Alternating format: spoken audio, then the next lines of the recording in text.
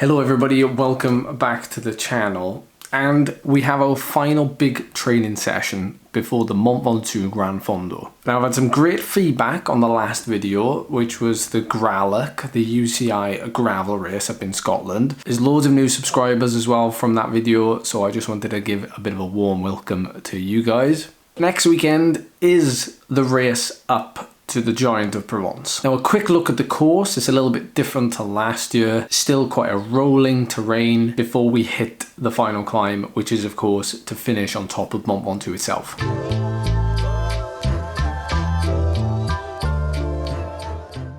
Now today's video is a bit of a summary of the improvements that I've seen to my durability.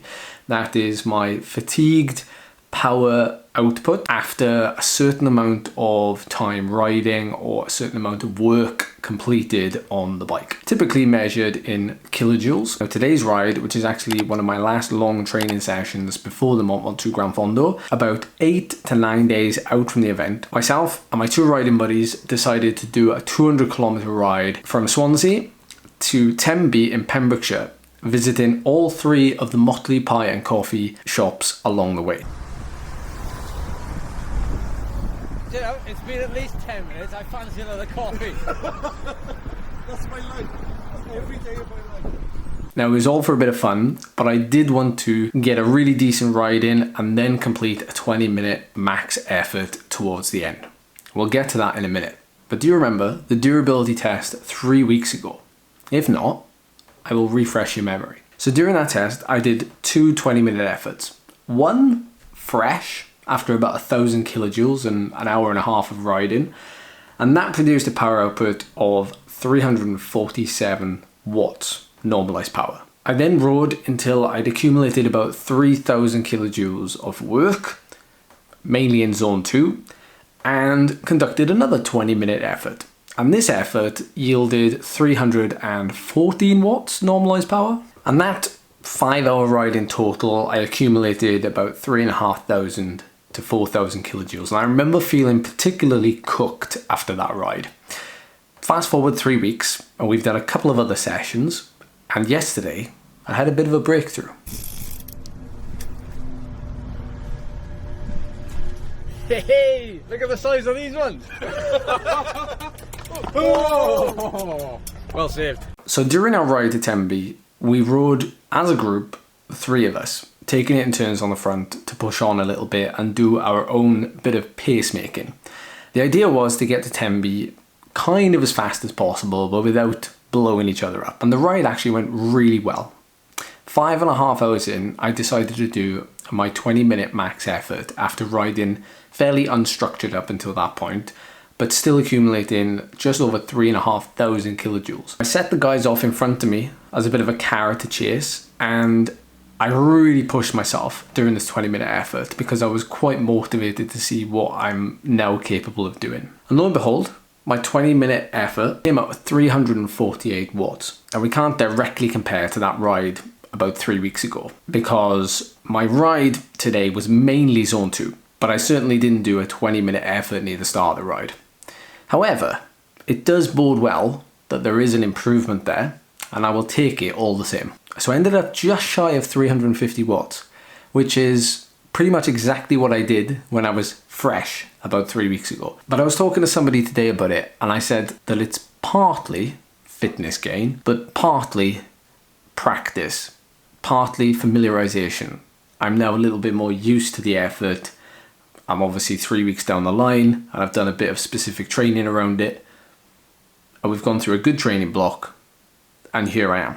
Now this ride we're on, we're supporting Billy, the owner of Motley Pie and Coffee. They also serve Clifton coffee. They don't just do pie, they do lovely cakes as well also, and really awesome brunch, which we sampled when we arrived at Tenby at around lunchtime.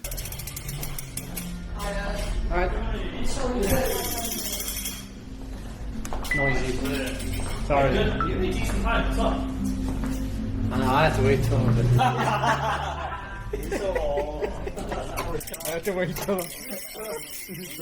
So if you're ever down this way, Ponte de Lais, Gowerton, or even Tenby, I know it's big with triathletes. This is not sponsored, by the way. We're not sponsored to eat the pie or sell the coffee. It was just a ride we wanted to do to support local business. Now, since that original test about 3 weeks ago, we've obviously done the Laverack, well, some of it, as you saw from the last video.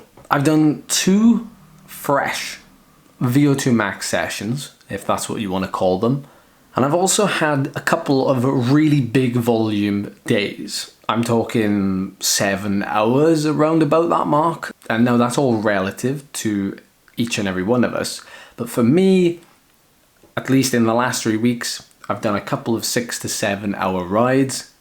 And I've usually included some sort of intervals towards the end. They've not always been max intervals, but they've been intervals that have stretched me nonetheless. And I do feel like training for durability, as I've mentioned before, comes with experience and maturity.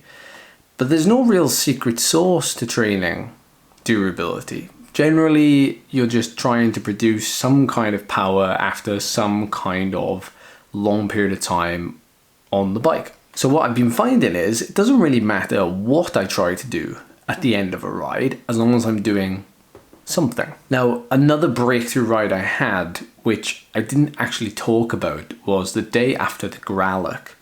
I did a really big ride again, 217 kilometers in about 7 hours, which finished with a 24-minute climb to the top of Story Arms.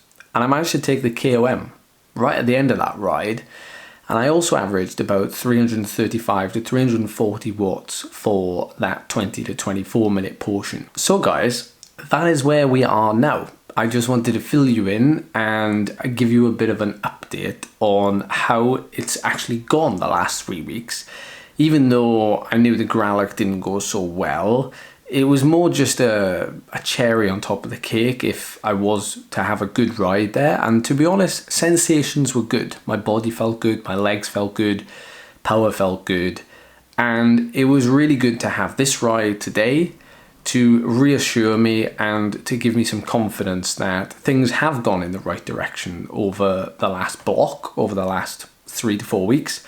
And with about a week until the Mont Ventoux Gran Fondo, I'm really looking forward to seeing if I can improve on the type of effort that I was able to produce on that mountain last year. This course is slightly different this year, so the way it could plan out before the climb itself could be different, but it should be an interesting one all the same. I hope you're looking forward to that event video. I will see you sometime next week. Stay tuned for some content in France. I'll see you then.